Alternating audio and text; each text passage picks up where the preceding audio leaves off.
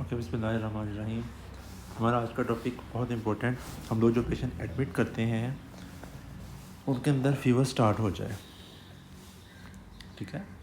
Critically इल patients जो कि admitted हैं किसी और वजह से, लाइक स्ट्रोक की वजह से पेशेंट दाखिल है, किसी सर्जरी की वजह से दाखिल हुआ, अब उसको न्यू ऑनसेट फीवर हो गया, ठीक है।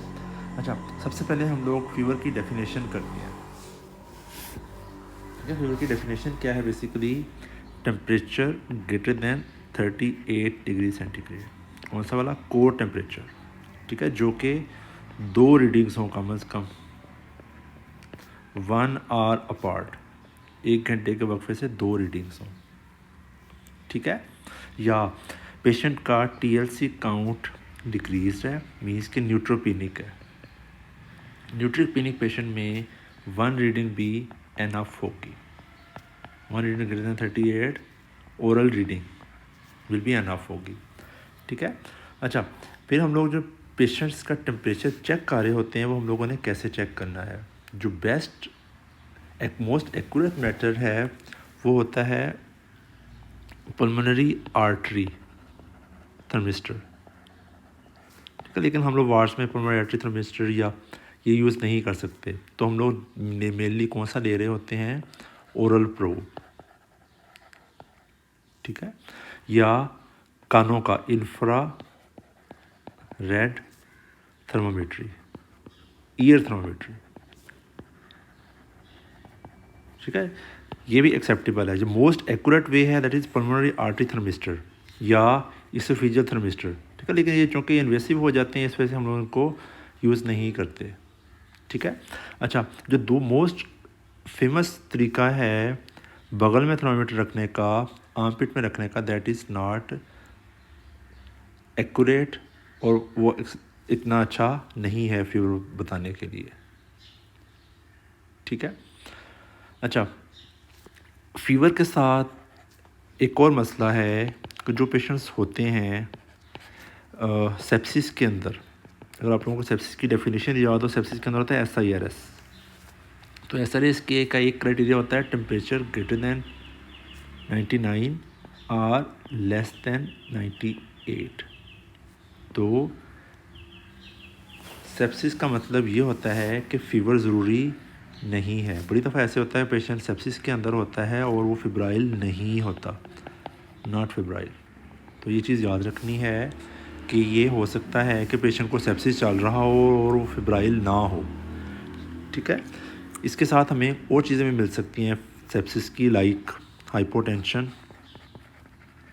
ब्लड प्रेशर कम होगा, टैकीकार्डिया, ठीक है, रेस्पिरेटरी रेट उसका ज़्यादा होना, पेशेंट सिक लुकिंग होगा, ठीक है, यूरिनरी आउटपुट इसका डिक्रीज्ड होगा, ठीक है। TLC काउंट इंक्रीज़ भी हो सकता है, कम भी हो सकता है, न्यूट्रोपीनिया फीवर के अंदर हो जाता है। प्लेटलेट काउंट डिक्रीज़ भी हो सकता है, इंक्रीज़ भी हो सकता है, ठीक है। पेशेंट का सेंसोरियम एल्टर्ड हो सकता है। ये सारे वो फीचर्स हैं जो इस चीज़ के हैं, शो करते हैं पेशेंट को सेप्सिस है, ठीक है।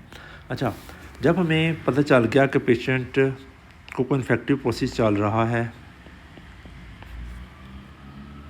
अभी हम पहले करेंगे इन्फेक्टिव प्रोसेस का cause of fever in patients with, जो मोस्ट लाइकली इन्फेक्शन ही होता है, कोई हॉस्पिटल रिक्वायर्ड हो जाए या कोई कैथेटर इंड्यूस्ड हो जाए, ठीक है। तो हम पेशेंट का सबसे पहले क्या भिजवा देते होते हैं? Blood culture. अच्छा, जो ब्लड कल्चर है उसको भेजने का क्या तरीका है? आपने 3 to 4 कल्चर्स भिजवाने हैं, ठीक है, विद इन 24 आवर्स। ये इम्पोर्टेंट है, ठीक है। अच्छा, ये ज़रूरी क्यों है? क्योंकि हम पेशेंट जो कि सिक होता चला जा रहा है, हमने उसको एंटीबायोटिक्स देनी है, तो कल्चर कोशिश करनी चाहिए बिफोर एंटीबायोटिक्स भिजवाए जाए। अगर एंटीबायोटिक्स शुरू करवा दें और कल्चर भिजवाएँ तो वो कल्चर बस ज़्यादातर नो ग्रोथ लिखी हुई आ जाती होती है कल्चर के ऊपर, ठीक है। अच्छा, कल्चर भिजवाते हुए इस चीज़ का ख्याल रखें कि स्किन जो है ना उसकी प्रिपरेशन अच्छी हो, मीन्स कि एंटीसेप्टिक का यूज़ किया जाए। अगर एंटीसेप्टिक का यूज़ नहीं करेंगे तो क्या होता है, बड़ी दफ़ा ऐसे होता है कल्चर के अंदर स्किन का जो नॉर्मल फ्लोरा होता है, स्टेप या स्टेप एपिडर्मिडस, उसकी ग्रोथ आ जाती है। ठीक है, तो नॉर्मल फ्लोरा की ग्रोथ आ सकती होती है। ठीक है, अच्छा, अब हम करते हैं काजिस। जो पेशेंट एडमिट होते हैं यूजली उनको क्या चीज़ डली हुई होती है, कोई आईवी लाइन, ठीक है, सीवीपी लाइन, ठीक है, यूरिनरी कैथेटर। ये सबसे इम्पोर्टेंट काजेज़ हैं इन्फेक्शन होने की, पेशेंट को सेप्सिस होने की, फीवर होने की। ठीक है, तो इनको हमने कैसे मैनेज करना है, आपने हमेशा डेली देखना है जब किसी पेशेंट को लाइन डली हुई है ना, कोई सीवीपी लाइन है, उसका बेरेनुला है, उसका कैथेटर है, तो साइंस ऑफ इन्फेक्शंस देखनी है। ठीक है, डेली उसको ऑब्ज़र्व करना है।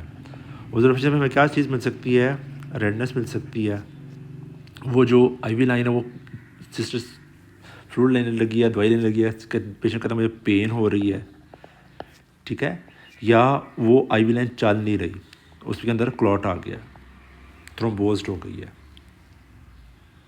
ठीक है, अच्छा, तो सबसे पहला इस साइट ऑफ जो इंसर्शन ऑफ आईवी लाइन है उसको ऑब्जर्व करना है। जब आपको लगे कि सीवीपी लाइन या आईवी लाइन वो ख़राब है तो उसको हमेशा क्या कर देना है, रिमूव करना है, और उसकी जो टिप है वो कल्चर के लिए भिजवानी है। ठीक है, टिप जो है वो कल्चर के लिए भिजवानी चाहिए अगर किसी पेशेंट का वर्कअप हो रहा है फॉर न्यू ऑनसेट फीवर के लिए। ठीक है, अच्छा, जो नेक्स्ट है, जो दूसरी कॉमन काज होती है, जो पेशेंट दाखिल होते हैं उनके अंदर चेस्ट इन्फेक्शन हो जाता है। ठीक है, chest infection means patient unconscious है, तो क्या होगा, उसका एस्पायरेशन होगी, पहली चीज़ एनजी डली हुई है। तो दूसरा क्या हो सकता है, जो उसकी सिक्रीशंस हैं वो पूरी तरह बाहर नहीं निकाल सकता, तो सिक्रीशंस इन्फेक्ट हो सकती हैं। तीसरा, अगर पेशेंट को ट्यूब डली हुई है, ईटीटी डली हुई है, तो ईटीटी इंड्यूस्ड पेशेंट को इन्फेक्शन हो सकते हैं। अगर पेशेंट वेंट के ऊपर है तो वेंट के अपने मसले मसाइल हैं, उसके अपने इन्फेक्शन शुरू हो जाएंगे पेशेंट को। ठीक है, पेशेंट को एटिलेक्टेसिस हो सकता है, वो भी इन्फेक्शन में कन्वर्ट हो सकता है। ठीक है, तो पेशेंट को क्लिनिकली पहले देखना है। क्लिनिकली देखने से क्या मुराद है, उसका रेस्पिरेटरी रेट ज़्यादा हो रहा होगा। ठीक है, चेस्ट इन्फेक्शन और रेस्पिरेटरी रेट ज़्यादा हो रहा होगा, उसको नमूनिया, कंसोलिडेशन, एफियन, कोलैप्स के कोई फीचर्स आ रहे होंगे क्लिनिकली। ठीक है, उसको चेस्ट में वो कैपिटेशन सुनाई दे रही होंगी, ब्रेथ साउंड्स, अगर एफियन है तो ब्रेथ साउंड एब्सेंट होंगी। ठीक है, अच्छा, न्यू ऑनसेट कैपिटेशन, ये बड़ा मशहूर लफ्ज़ है, क्रैप्स आप लोग बोलते होते हैं, ये क्रैप्स सुनाई दे रहे हैं। तो ये न्यू ऑनसेट क्रैप्स का मतलब ये है कि पेशेंट को इसमें हॉस्पिटल में रहते हुए हॉस्पिटल इंक्वायर्ड नमूनिया हो गया हुआ है। ठीक है, तो उस पेशेंट में जिसको आप सस्पेक्ट करते हैं कि इसको कुछ चेस्ट इन्फेक्शन है, तो उस पेशेंट का चेस्ट एक्सरे करवाना है, chest x-ray slash HRCT slash CT scan. ठीक है, अच्छा, अगर पेशेंट को चेस्ट इन्फेक्शन है तो उसके मुताबिक पेशेंट को एंटीबायोटिक शुरू करवानी है। अगर आपको वहाँ पे मिल गई है प्लूरल एफियन एग्जामिनेशन पे या चेस्ट एक्सरे पे, तो एफियन को ड्रेन करना ज़रूरी है। ठीक है, तो फीवर के वर्कअप के लिए एफियन को ड्रेन करना ज़रूरी है। ठीक है, अच्छा, जो पेशेंट एडमिट होते हैं उनको हम लोग क्या दे रहे होते हैं, एंटीबायोटिक्स यूजली। तो एंटीबायोटिक एसोसिएट डायरिया हो जाता है पेशेंट को। डायरिया किस बैक्टीरिया से हो रहा होता है, क्लोस्ट्रिडियम डिफिसिल से। ठीक है, अगर पेशेंट को फीवर है और साथ उसको डायरिया हो रहा है तो लास्ट में सोचना चाहिए क्लोस्ट्रिडियम डिफिसिल डायरिया है इसको। ठीक है, तो क्लोस्ट्रिडियम डिफिसिल के लिए हम लोगों ने क्या वर्कअप करना है, उसका टॉक्सिन भिजवाना है। ठीक है, और उस पेशेंट को एंटीबायोटिक शुरू करवा देंगे। एंटीबायोटिक इसमें कौन सी देते हैं, तो हम लोग ओरल वैंकोमाइसिन, ओरल वैंकोमाइसिन। ठीक है, अच्छा, अगर हमें एंटीबायोटिक के बगैर डायरिया है तो स्टूल कल्चर वगैरह भी कंसीडर किया जा सकता है। तो जीआई काजेज़, हॉस्पिटल में रहते हुए पेशेंट को खाना बाहर से मिल रहा है तो ज़रूरी नहीं एंटीबायोटिक एसोसिएटेड डायरिया ही हो, उसकी डायरिया की और बाकी काजेज़ भी हो सकती हैं, उन काजेज़ को ध्यान में रखना चाहिए। ठीक है, उसको हॉस्पिटल में रहते हुए टाइफाइड फीवर हो सकता है, ठीक है, उसको लिवर एब्सेस क्रिएट हो सकती है। अगर पेशेंट का एब्डोमेन का फिर सर्जरी हुई है तो सर्जरी का वूंड, उसकी कॉम्प्लिकेशंस आ सकती हैं। ठीक है, और उसकी एब्डोमेन की ओपन सर्जरी हुई है, कोई एनास्टोमोसिस अंदर क्रिएट किया गया तो इंट्रा एब्डोमिनल एब्सेसिस क्रिएट हो सकती हैं। ठीक है, तो इवेल्यूशन करते हुए थर्ड इज़ जीआई की काजेज़ को रूल आउट करना। ठीक है, अच्छा, जब पेशेंट दाखिल होते हैं तो यूजुअली हम लोग अगर वो चल फिर नहीं सकते तो हम उनको क्या डालते होते हैं, यूरिनरी कैथेटर्स। तो यूरिनरी ट्रैक्ट को इवेल्युएट करना बहुत ज़रूरी है। ये बात हम लोगों ने कैथेटर के अंदर भी पढ़ी है, लेकिन इसको मैं अलहदा से भी इस वजह से लिख रहा हूँ कि UTI is the one of the most important causes of infection, hospital required infection, most important causes. ठीक है, chest infection, catheter site infection और यूटीआईज़, ज़्यादातर इनमें से हमें को काज मिल जाती होती है पेशेंट को जब एडमिट करते हैं उसको न्यू ऑनसेट फीवर की। ठीक है, अगर आपको लगे कि यूरिन का रंग चेंज हुआ है, नंबर 1, या यूरिन फ्रोदी हो रहा है, ठीक है, यूरिन के अंदर कोई झाग सी आ रही है या कोई उसके अंदर ज़रात आ रहे हैं, तो लास्ट में उस पेशेंट का यूरिन कल्चर भिजवाना चाहिए। ठीक है, अच्छा, कैथेटर अगर निकल सकता है तो उसको निकाल देना चाहिए, क्योंकि जब तक कैथेटर पड़ा रहेगा इन्फेक्शन के ठीक होने के चांसेस हमेशा कम रहेंगे।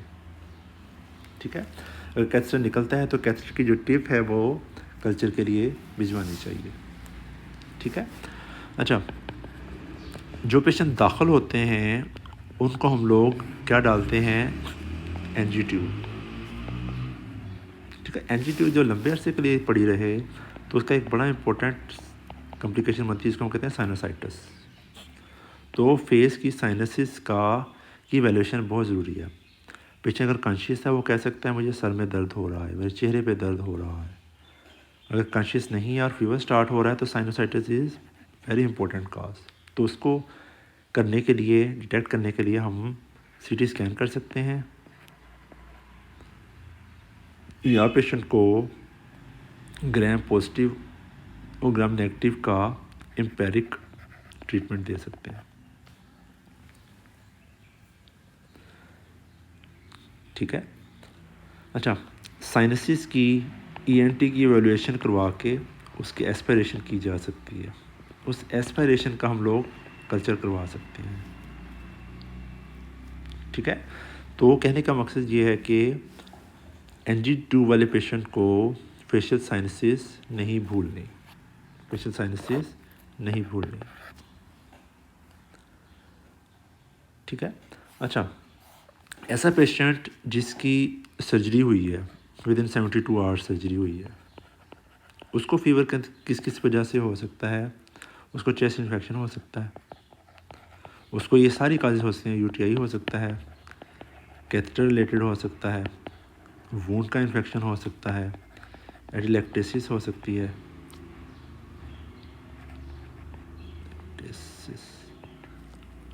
ठीक है, तो उन पेशेंट्स का आप फ़ौरन ये सारे काम करेंगे। ठीक है, उनको चूँकि बेड रिटर्न होते हैं तो थ्रोम्बो एम्बोलिज्म हो सकता है, डीवीडी बन सकती है, वीनस थ्रोम्बो एम्बोलिज्म हो सकता है।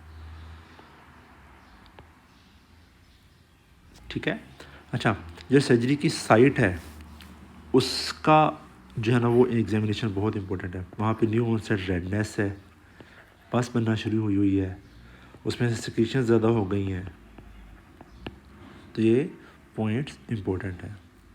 ठीक है, अगर वूंड की साइट पे ऐसा कोई चीज़ है तो फ़ौरन क्या करना है, उसका स्वैब लेना है, स्वैब से लेके उसको कल्चर के लिए भिजवाना है। ठीक है। अच्छा, अगर पेशेंट क्या कहते हैं उसको अनकॉन्शियस है फीवर के साथ, तो नेक्स्ट आपने एवेलुएट करना है उसको, उसका CNS इवैल्यूएशन करनी है।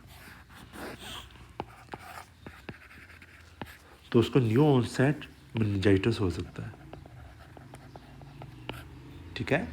तो इस कंडीशन में means patient alter state of consciousness के अंदर है, जो उसको को फोकस साइंस आना शुरू हो गए हैं। फोकस साइंस से क्या मुराद है, कहते हैं कि मेरा को बाजू काम नहीं कर रहा, मेरी टांग काम नहीं कर रही, ये new onset alter state of consciousness है। ठीक है। तो उस पेशेंट की हम लोग फिर क्या करेंगे, लंबर पंक्चर करेंगे। ठीक है। लंबर पंक्चर करने से पहले पेशेंट की फोंडोस्कोपी / CT स्कैन ब्रेन करवाना चाहिए।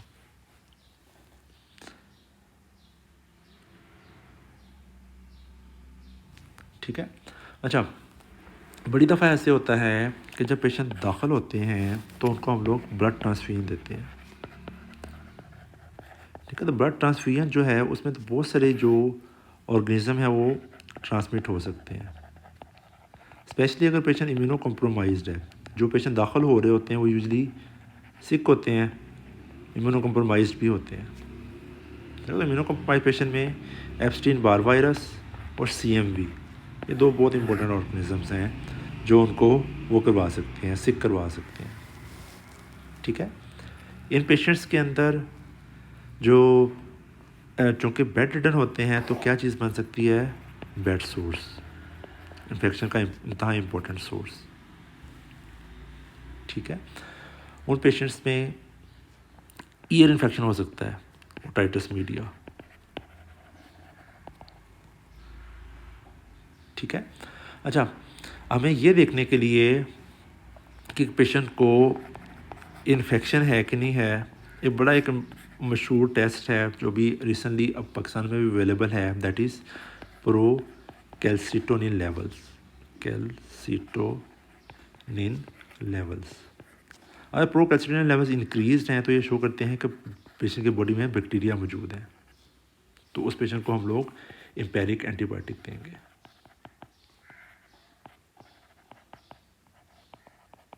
ठीक है। प्रो कैल्सिटोनिन लेवल्स काफ़ी एक्सपेंसिव होते हैं, यूजली हॉस्पिटल में अवेलेबल नहीं होते, लेकिन जो पेशेंट अफोर्ड कर सकता हो तो उसमें हम लोग प्रो कैल्सिटोनिन लेवल्स करवा सकते हैं। ठीक है। अच्छा, ये ऊपर वाली जितनी भी हमने काजेज़ पढ़ी ये सारी क्या थी, इन्फेक्टिव काजेज़ थी।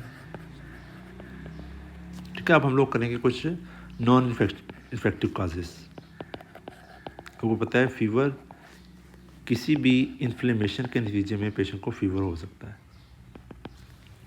ठीक है। अच्छा, जो सबसे इम्पोर्टेंट काज है नॉन इन्फेक्टिव फीवर की, दैट इज़ ड्रग इंड्यूस्ड। बड़ी दफ़ा ऐसे होता है कि पेशेंट को नई दवाई शुरू करवाई है, उसके बाद पेशेंट को फीवर शुरू हो गया। जो मशहूर दवाइयाँ जिनकी वजह से पेशेंट को फीवर होता है that is beta lactam antibiotics. ठीक है। Anti epileptics, especially phenytoin. ठीक है। एंटी रिदमिक्स लाइक क्विनिडीन और प्रोकेनामाइड। ठीक है। Beta lactam antibiotics, anti epileptics में से स्पेशली फेनिटाइन, और एंटी रिदमिक में से स्पेशली क्विनिडीन और प्रोकेनामाइड। ये वो एंटीबायोटिक दवाइयाँ हैं जिनकी वजह से पेशेंट को न्यू ऑनसेट फीवर हो सकता है। अच्छा, और ड्रग इंड्यूस में एक और इम्पोर्टेंट चीज़ आ जाती होती है, पेशेंट वो जो जिनकी सर्जरी हुई कह रहा हूँ, जो पहले से किसी उसके ऊपर हैं एंटीसाइकोटिक मेडिकेशन के ऊपर। तो एंटीसाइकोटिक मेडिसिन की एक बड़ी important cause is malignant hyperthermia. इसका हमें कैसे पता चलेगा, हमारे सर्विसेज हॉस्पिटल के नज़दीक मेंटल हॉस्पिटल है, मेंटल हॉस्पिटल से पेशेंट रेफ़र हुआ है फीवर के साथ, तो बाकी फीवर की काजेज़ को जहन में रखते हुए साथ हमने ये भी देखना है कि इस पेशेंट को कहीं मैलिग्नेंट हाइपरथर्मिया तो नहीं चल रहा। ठीक है। मैलिग्नेंट हाइपरथर्मिया और NMS, ये दो इंपॉर्टेंट काजेज़ होती हैं जो पेशेंट एंटीसाइकोटिक्स दे रहे होते हैं। ठीक है। अच्छा, पेशेंट है प्रेजेंट हुआ है राइट हाइपोकॉन्ड्रियम पेन के साथ। साथ फीवर है, लेकिन उसके अल्ट्रासाउंड पे कोई स्टोन हमें नहीं मिला, तो diagnosis is a calculus cholecystitis. ठीक है। पेशेंट को चेस्ट पेन हुई है, एमआई डायग्नोसिस हुआ है, मायोकार्डियल इन्फेक्शन के अंदर भी पेशेंट को फीवर हो सकता है। ठीक है। पेशेंट हाइपोटेंशन के साथ आया आपके पास, सेप्सिस सोचने के अलावा हम उसमें एड्रिनल इनसफिशिएंसी भी सोचेंगे। Adrenal insufficiency can also lead to fever. ठीक है। ब्लड ट्रांसफ्यूजन रिएक्शंस हमने कर लिए पहले। ब्लड ट्रांसफ्यूजन, एक तो ब्लड ट्रांसफ्यूजन की वजह से इन्फेक्शन ट्रांसमिट होंगे, लेकिन ब्लड ट्रांसफ्यूजन इटसेल्फ उसकी वजह से एलर्जिक रिएक्शंस होते हैं। उन एलर्जिक रिएक्शंस की वजह से भी पेशेंट को फीवर हो सकता है। ठीक है। पेशेंट को पिछले दिनों एमआई हुआ, एमआई होने के बाद अब दोबारा चेस्ट पेन हो रही है, तो ड्रेसलर सिंड्रोम, पेरिकार्डाइटिस, उसकी वजह से पेशेंट को चेस्ट पेन फीवर स्टार्ट हो जाए। ठीक है। पेशेंट की सर्जरी हुई है, आर्थोपेडिक्स में दाखिल है या आपके वार्ड में दाखिल है, उसको फैट एम्बोलिज्म होता है, उससे भी पेशेंट को फीवर हो सकता है। ठीक है। पेशेंट को new onset shortness of breath होगी। ठीक है। अच्छा, पेशेंट सबसे किसी वजह से दाखिल है और साथ severe shortness of breath start हो जाती है और चेस्ट एक्सरे पे बायलेटरल आपको छोटे छोटे नॉन होमोजेनस ओपेसिटीज मिलती हैं बायलेटरली, तो ARDS इंतहा इंपॉर्टेंट डायग्नोसिस है। ठीक है। जॉइंट पेन्स हैं फीवर के साथ, तो जॉइंट पेन्स के साथ क्या चीज़ एसोसिएटेड है? Gout, rheumatoid arthritis, SLE। ठीक है। अच्छा, पेशेंट सीवियर हेडेक के साथ और फीवर के साथ है और सडन सीवियर हेडेक है, इंट्राक्रैनियल ब्लीड, बॉडी के अंदर कहीं पे भी ब्लीड होगा, उसके नतीजे में क्या होगा? TLC काउंट भी इंक्रीज होगा और पेशेंट को फीवर भी हो सकता है। तो blood is a very good culture medium. Specially जो पेशेंट CLD के होते हैं, उनको जब ब्लीड होता है अपर GI ब्लीड, तो उनकी जो साइटीज़ है वो SPP में कन्वर्ट हो जाती है। ठीक है। और पेशेंट को फीवर होना शुरू हो जाता है। ठीक है। ये सारी बातें हम लोग उन पेशेंट्स की कर रहे हैं, फीवर की काज नहीं कर रही, जो पेशेंट दाखिल हैं उनको न्यू ऑनसेट फीवर हो रहा है। ठीक है। अच्छा, पेशेंट को दवाई शुरू करवाई है, उसके नतीजे में इम्यून रिकॉन्स्टिट्यूशन शुरू हो गई है। लाइक HIV की दवाइयाँ शुरू करवाते हैं, इम्यून रिकॉन्स्टिट्यूशन होती है, उससे पेशेंट को फीवर शुरू हो जाता है। ठीक है। पेशेंट को दाखिल है, न्यू ऑनसेट एब्डोमिनल पेन हुई है जो कि बैक को रेडिएट करती है, पैंक्रेटाइटिस। पैंक्रेटाइटिस उसमें रहते हुए स्टार्ट हो गया। ठीक है। DVT थी, DVT उठ के गई, लंग्स में पल्मोनरी इन्फेक्शन हुआ। Pulmonary infection is an important cause of fever. Aldous इसमें पेशेंट को चेस्ट पेन होगी, कफ होगी, हेमोप्टिसिस होगी, साथ उसको फीवर भी स्टार्ट हो जाएगा। ठीक है। थायराइड स्टॉर्म, जब भी पेशेंट को स्ट्रेस होगा तो हर वो पेशेंट जो हाइपरथायराइड है, डायग्नोज्ड और अनडायग्नोज्ड, बड़ी दफ़ा अनडायग्नोज्ड भी पेशेंट्स होते हैं हाइपरथायराइड के। ठीक है। हाइपरथायराइड का नोन केस है, या हॉस्पिटल में आके पता चला है कि उसको हाइपरथायराइडिज्म है और फीवर के साथ है, तो थायराइड स्टॉर्म लाजमी ज़हन में रखना। तो इस कंडीशन में फ़ौरन पहला काम पेशेंट को स्टेरॉइड लाजमी देना। ठीक है। अच्छा, पेशेंट का ट्रांसप्लांट हुआ है, तो ट्रांसप्लांट रिजेक्शन, उससे पेशेंट को फीवर स्टार्ट हो जाएगा। ठीक है। पेशेंट को न्यू कीमोथेरेपी शुरू हुई है, कीमोथेरेपी से पेशेंट को क्या होगा? उसको ट्यूमर लाइसिस सिंड्रोम होगा, उससे पेशेंट को फीवर हो सकता है। ठीक है। पेशेंट बेड रिडन है, उसको DVT बनी है, तो थ्रोम्बोएम्बोलिज्म हो सकता है उसको, उसकी वजह से पेशेंट को फीवर हो सकता है। तो ये मोटी मोटी काजेज़ हैं जो कि हम लोगों ने उन पेशेंट्स के अंदर देखनी है जो हॉस्पिटल में एडमिट हैं। तो उसको मैं रिकैप करता हूँ। सबसे पहले आपने देखना है कि फ़ीवर कैसा है उस पेशेंट को। फीवर डेफिनेशन में पूरा उतर रहा है, यानी 38 डिग्री सेंटीग्रेड मोर, 2 रीडिंग, अगर न्यूट्रोपीनिया का तो 1 रीडिंग। पेशेंट का हमने कल्चर भेजना है, उसको सेप्सिस के फीचर्स देखने हैं, ठीक है। फीचर्स देखने के बाद उसकी IV लाइन पे नोट गौर करना है, उसकी नमूनिया के लिए वर्कअप करवाना है, उसकी GI की काजेज़ देखनी है, उसके यूरिनरी ट्रैक्ट को देखना है, ठीक है। एंजियोडली हुई है तो फेशियल साइनसिस को देखना है, सर्जरी हुई है तो सर्जरी से रिलेटेड क्या क्या इन्फेक्शन हो सकती हैं। पेशेंट अल्ट्रासेंसोरियम के अंदर है तो पेशेंट को लंबर पंक्चर करना है। ब्लड ट्रांसफ्यूजन हुआ है तो साथ उसको कोई इन्फेक्शन ट्रांसमिट तो नहीं हो गया साथ उसके। बेड रिडन पेशेंट है तो उसके बेड सोर्स, ठीक है। और पेशेंट को अगर इनमें से कोई काज हमें नहीं मिल रही तो नॉन इन्फेक्टिव काजेज़ को लाजमी जहन में रखना है। तो नॉन इन्फेक्टिव काजेज़ क्या क्या हो सकती हैं? ड्रग इंड्यूस्ड और इन्फ्लेमेटरी काजेज़, ठीक है। ड्रग इंड्यूस में से beta lactams, anti epileptics, anti rhythmics, antipsychotics, ठीक है।